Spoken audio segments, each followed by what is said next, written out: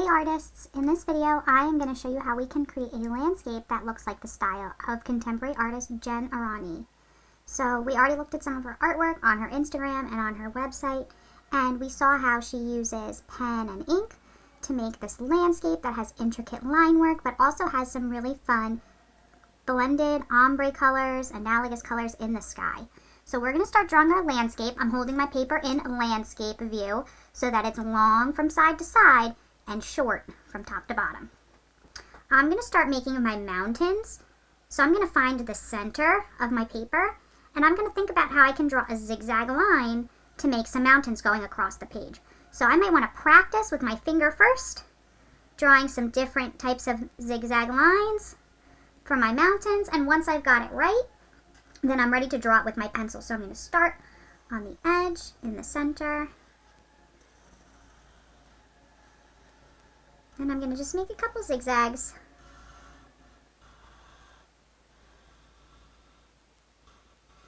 And then end on the other side of my page. So these are going to be my mountains, but underneath my mountains I want to have some hills. So I'm going to use diagonal lines like the letter Z to make my composition interesting. So I'm going to practice with my finger, drawing diagonal lines like the letter Z for my foreground. And then I'll draw it. So diagonal lines, they don't have to be perfectly straight. They can be a little bit hilly and wavy. But this is going to make our composition interesting by adding these diagonal zigzagging lines for our foreground, but also having this zigzagging line for our mountains. Now that we've added the base of our composition, we need to go in and add some line work, some details. So in Jen Aranyi's mountainscapes, she adds dimension and form to the mountains with a different type of line. So we're going to add that type of line into our drawing. Starting from the points of the mountain, we can draw a waving line that comes down and then goes back up towards the point of the next mountain to the side. So I'm going to do that over here too. A line that comes down, waving, smooth, and then comes up to the point for the next side. By adding waving lines that come down and then go back up to the point on the next side, it's going to give the mountains some form, make them look three-dimensional, not so flat. Maybe this one coming up like that.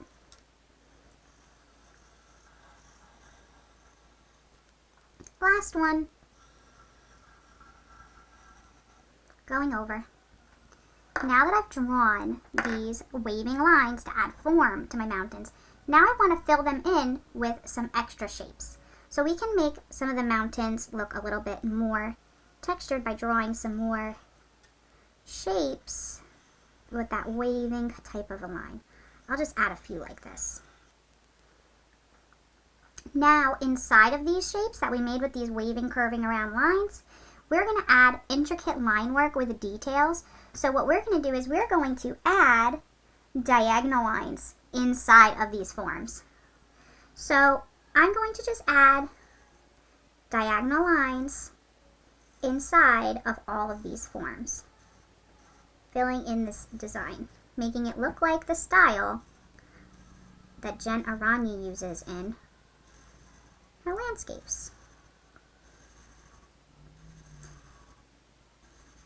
So right now we're drawing it in pencil because if we make a mistake, we can always erase. If you want to draw this with a ruler, you can draw it with a ruler, but not everybody might have a ruler. So we're just doing it by eye, making diagonal lines, filling up these spaces.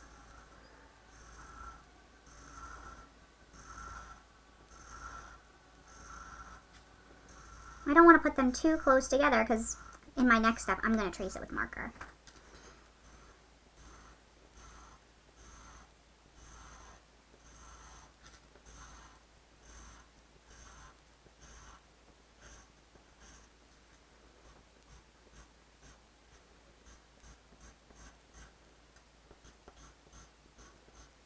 Alright, now that I've done this all in pencil and I don't need to erase anything, I'm going to use something darker than my pencil to trace it out.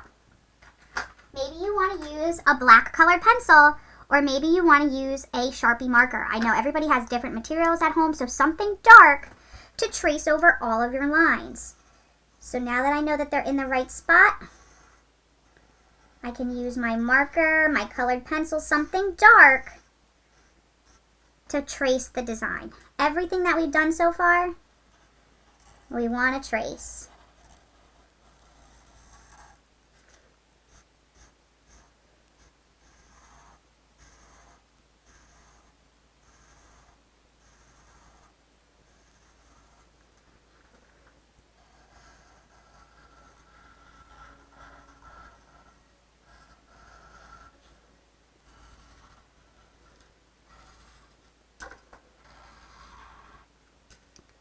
Now, in Jen Aranyi's artwork, she uses a special type of pen called a micron pen. She also uses gel pens to get a variety of different line weights. So some lines are thick and some lines are thin. But whatever you've got to make your artwork, that's what you're going to use. We can still make our artwork in her style with different materials. So maybe you don't have a pen. Maybe you don't have a fine tipped marker. Maybe you're using a colored pencil. Or maybe you're using a blue or black ink pen. Whatever you've got, we're going to make it work. Because we're artists. And artists are creative thinkers, and they're problem solvers, and they're doers. We can do this. I know it's a little bit repetitive, tracing our lines and our designs, but it's going to make our picture look awesome. It's really going to pop when we have these dark lines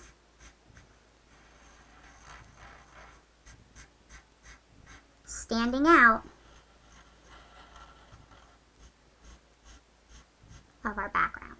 I'm even going to trace this Z line that's going to be our foreground. So the stuff that's closer to us in our landscape. Now remember, this could be a little bit hilly. It doesn't have to be a perfect line. Mine didn't even go all the way to the corner. It actually just came somewhere towards the center. This is looking great. One of the other things that I noticed in the mountains is that the mountains might have had these like little notches to show texture. So I might mark some of those in with a pencil and then go back in with my marker.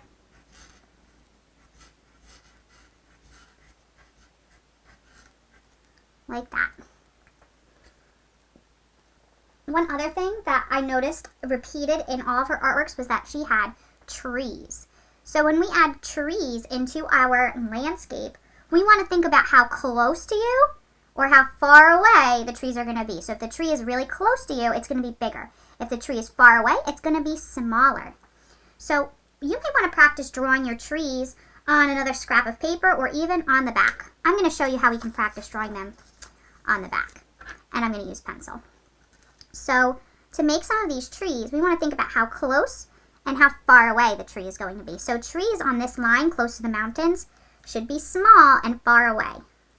So we might want to draw the line coming up and then little dashes like that. If the tree is closer to us, we might want to make it larger. A taller line with little dashes. We could even make another tree. Not all trees are the same size, so remember that. We might want to make our trees a little bit even larger than that. Maybe over here the tree is coming off the page. It's so close, it's right in front of us. Like that. So now that I practiced drawing some of those trees with just pencil, I can come back over to the front of my drawing. Now that I know how to draw some small trees and some large trees,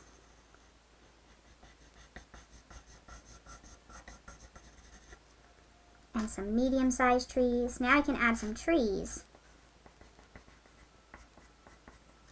into my design. So I might plan out where I want to put them with pencil and then go in with the marker. So the trunk.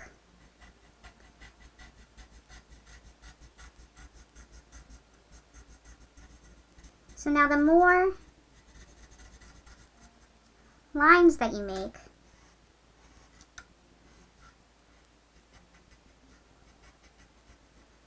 the more branches we'll see.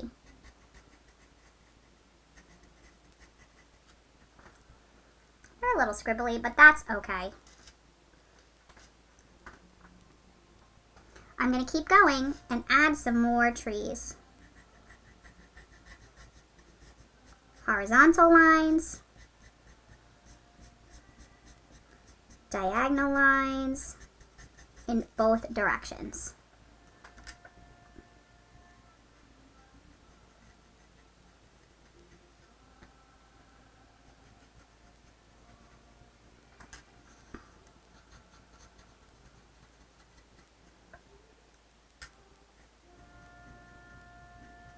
It's your artwork. You might want to put trees in different places than me.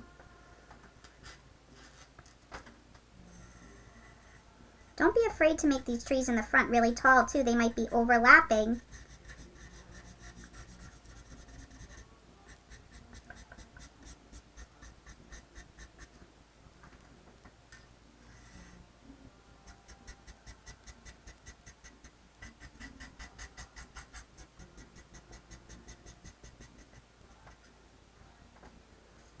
So, this is my design so far. We saw that there were a lot of other things that she was including in her artworks, like some tents.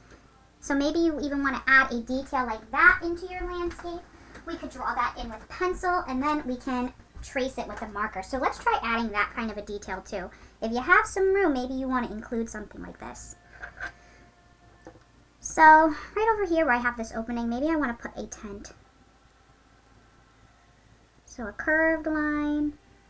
A line coming out, another curved line, a little door for the tent. So maybe that's the detail that I want to add that I've noticed in some of her other paintings.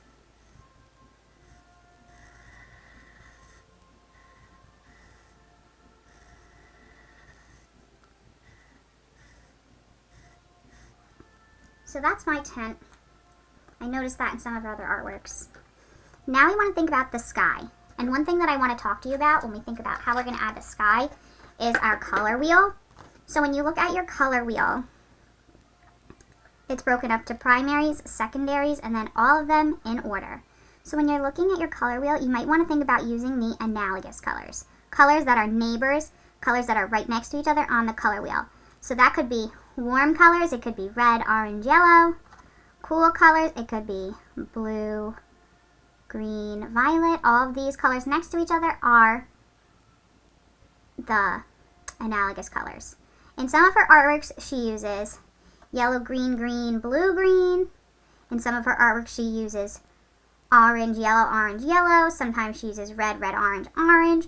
So you want to think about 3 colors that are next to each other on the color wheel. It could be any of them, red, violet, violet, blue, violet. 3 colors that are next to each other on the color wheel. So you don't want to use red and green in the sky. Those colors don't blend nicely because they're actually opposite each other on the color wheel.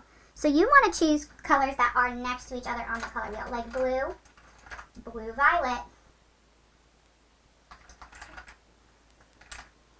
So blue, violet, maybe we could pull one from either side. We could pull that blue-green color.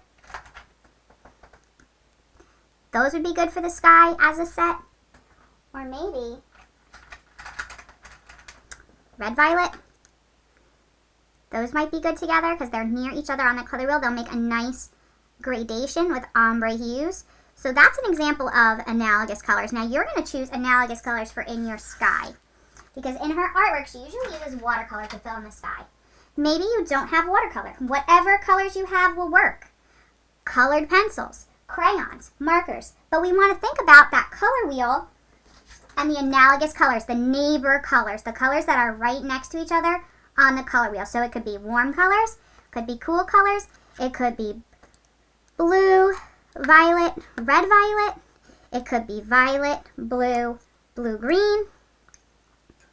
It could be blue, blue, green, yellow, green. Those would also be nice analogous colors to use for your sky. So I'm going to use actually blue, blue, green, and green for my sky. So it'll kind of have that effect of looking like the aurora borealis. So what I want to do with my colors is I want to blend them together. So I'm actually going to start with this yellow-green, and I'm going to color inside of my sky. So I'm using a colored pencil stick. It's just a colored pencil that has no wood, so I never have to sharpen it. And I'm going to build up the color in my sky. So I don't want to color into my mountains. I want to color behind my mountains. So I'm going to do some zigzag scribbling, and I want to make sure it goes all the way off the page, and I'm going to keep going just like this. Then I'm going to pick up one of my other values. I'm going to do the blue-green next, and I'm going to go on either side. So I'm going to go like this, overlapping. So do you see how I'm coloring diagonally in the same direction, but I'm overlapping where those colors meet? I'm going to do the same thing over here. And then I'll go on top, all the way across. Notice how I'm leaving this area in between of just pure yellow-green.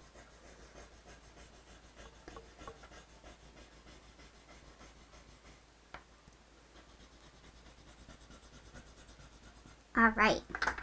Now I can go back in with my other value, my blue, and I can do this other part of the sky, doing a little bit of overlapping. I actually think I'm going to want to pull in one more value of blue. I might want to make a darker blue also inside of this design to make it look like it's nighttime. Oh my, we're shaking the whole table here. I'm sorry. All right, I'm going to go up towards the top.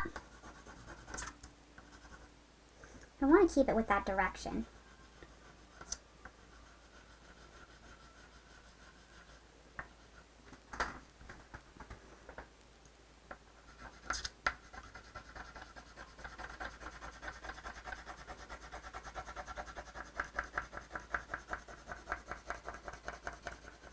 And then, I really think these look great together, but I really do also want to pull in a darker shade of blue.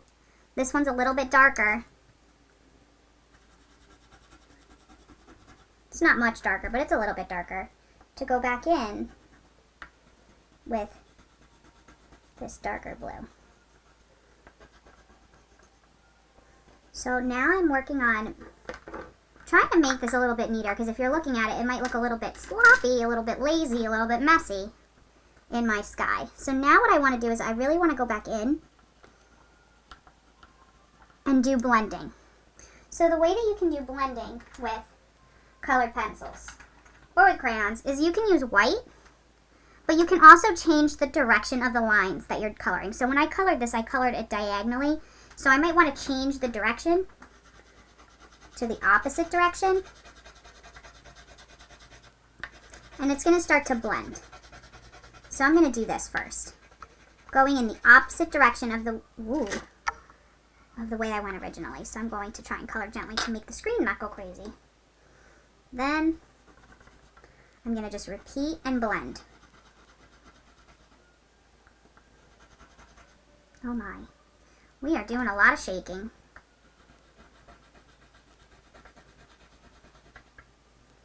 Why are we shaking so much, my friends? Oh, holy moly. All right, we're zoomed in now. We're turning on the focus. That way, because we're just focusing on the sky, I want you to see that. Oh, that's better. So I'm going to just keep blending by coloring in the opposite directions. Whoa.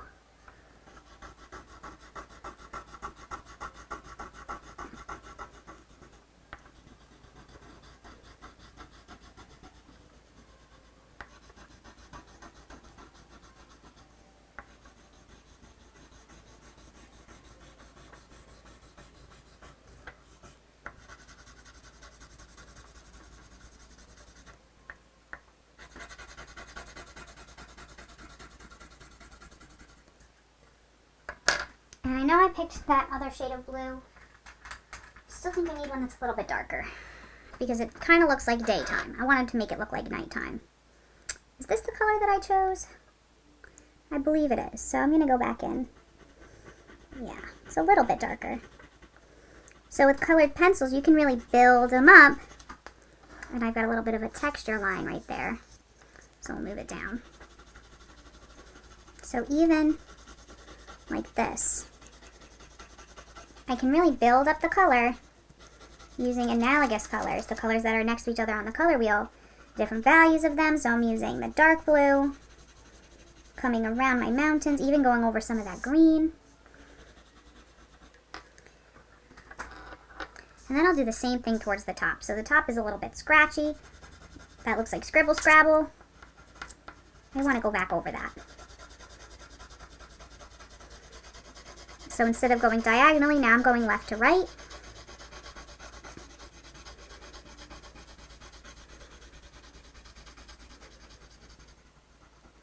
And I'm just going to fill in that space, coloring around the edges. All right. So I am pretty happy with the way that that looks so far, but I want to take it up a notch. Looking at some of these areas, this looks like a little bit light here.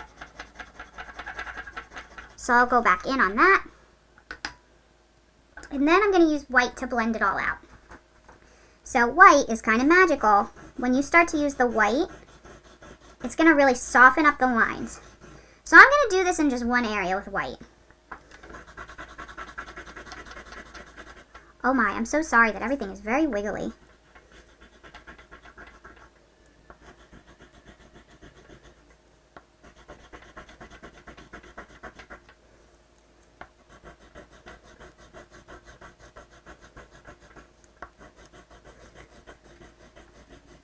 So you can start to see how in this area where I've covered it with white is starting to blur some of those lines and really make them look smooth.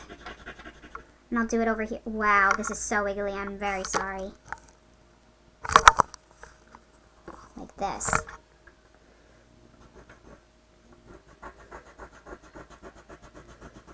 So by using the white, pressing hard to blend, it's going to give you a soft effect to really make this look more refined. So I'm going to keep going. And I'm going to try to not shake my table so much. But just using the white to refine my blending.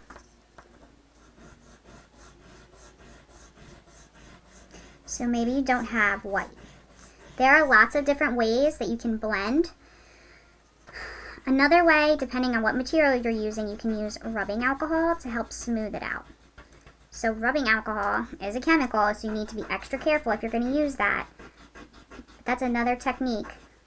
I'm not going to go into that in this video because I know that that's something even more likely that you don't have at home. But that's another way to blend. So I'm just doing it with a white colored pencil. This will also work with crayon. So you can see how when I color over these areas, they get a little bit more blurred. They get a little bit softer. So even up at the top.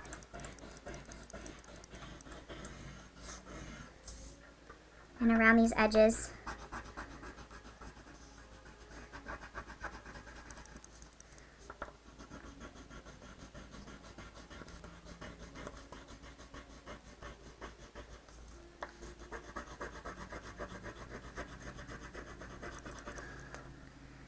For me personally, I still feel like the sky is it's very bright. You want to make it a little bit darker. I don't know if this is really going to be the best idea. We'll test it on the edge. Oh, I kind of like this. So now that I've done that, I blended with white. If I want to make it a little bit darker, I can come through with the black and give it even more, richness, making it look a little bit darker.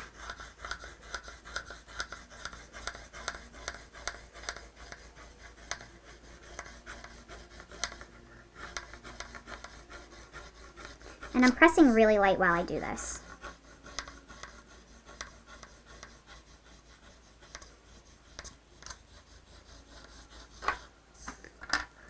Oh my, that looks so much cooler. And then I can go back in with the white again. And it's really going to help blend.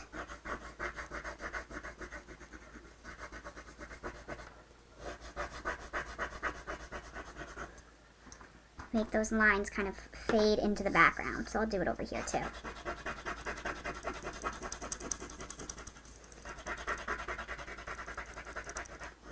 It's definitely making those colors look a little bit more muted.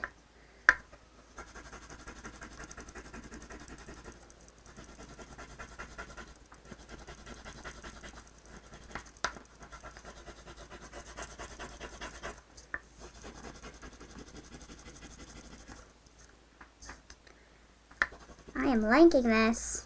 I took a risk adding that black in there, but I think it's paying off. I think it's looking pretty good. Alright, I'm going to keep going. All the way to the other side. Like that. Alright, so once you're satisfied with your landscape and how it looks, make sure you take a photo of your artwork. Maybe you want to add a couple more trees. I don't know, it's your artwork. Once you're finished, take a picture of it and turn it into the Google Classroom.